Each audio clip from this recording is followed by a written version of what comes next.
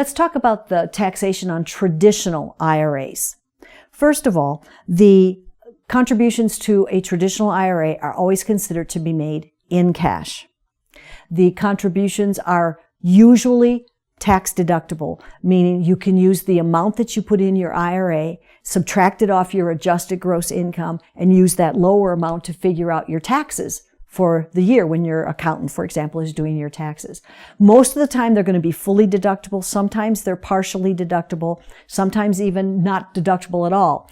Doesn't mean that you can't still make the contribution. It's just whether or not it can be used as a deduction on your tax return.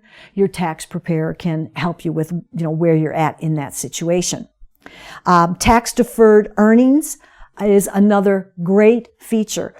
All of the growth that goes into your annuity while you're owning it, you don't pay tax on that growth unless and until you take the money out. Another reason why people like to invest in traditional IRAs.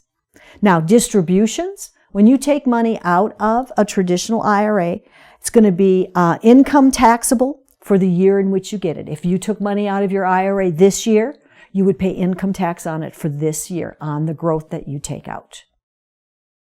Early withdrawals from an IRA.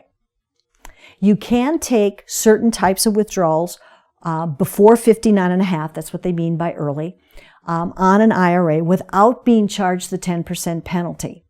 That includes you, the owner, becoming totally disabled. They will let you take out money before 59 and a half and not make you pay that 10% penalty for early withdrawal. Catastrophic medical expense is another reason they would not penalize you that 10% if you're under 59 and a half. If you needed to make a down payment on your first home and then the amount can't be more than $10,000. And then the last one, if you're going to use the money from the IRA for post-secondary education, they will waive the 10% penalty if you're under 59 and a half when you take that money out. Rollover and direct transfer with an IRA are two examples of the proper way to move money from some other type of qualified plan into an IRA, for example.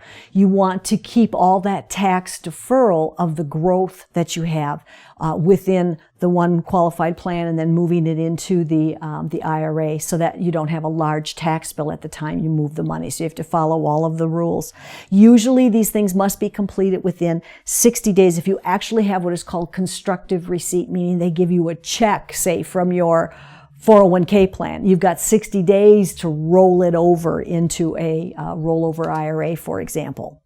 The money has to be paid directly to the participant. If that's the case, they're going to automatically withhold 20% to be withheld by the payer for tax purposes.